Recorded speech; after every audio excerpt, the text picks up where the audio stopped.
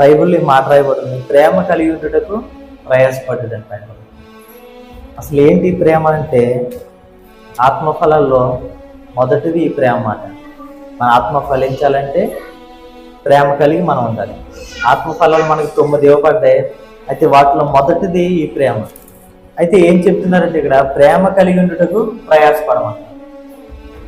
ఏంటంటే ప్రేమ కలిగి ఉండటానికి ప్రయాసపడాలంట, అంటే కష్టపడాలన్నమాట ప్రేమ కలిగి ఉండాలి. అవునండి, మనకు లేదా ప్రేమ అంటే మనకు ఉంది. అయితే లోకానుసారమైన ప్రేమ కాదు ఇది. దేవుని దగ్గర నుంచి వచ్చేటువంటి ప్రేమను కలిగి ఉండడానికి మనం ప్రయాసపడాలండి. 13వ అధ్యాయం చివరిలో 13వ వచనం చూస్తే, కాగా విశ్వాసము, నిరీక్షణ, ప్రేమ ఈ 3 నిలుచును, వీటిలో శ్రేష్టమైనది ప్రేమ. విశ్వాసము, నిరీక్షణ, ప్రేమ ఈ 3 నిలుస్తాయంటండి ఈ లోకంలో, కడవరకు మాట అండి.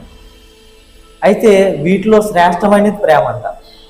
ఎలాగే అంటే విశ్వాసం, నిరీక్షణ మనం ఇప్పుడు ఉన్నంతకాలం మనకు కావాలి, ప్రేమ కూడా. అయితే శాశ్వత కాలం నిలిచేది ప్రేమ. ఎందుకంటే మనం పరలోకం చేరిన తర్వాత అక్కడ విశ్వాసం మనకు అవసరం లేదు, నిరీక్షణ మనకు అవసరం లేదు. ఈ లోకంలోనే మనకి ఇవి 2 కావాలి.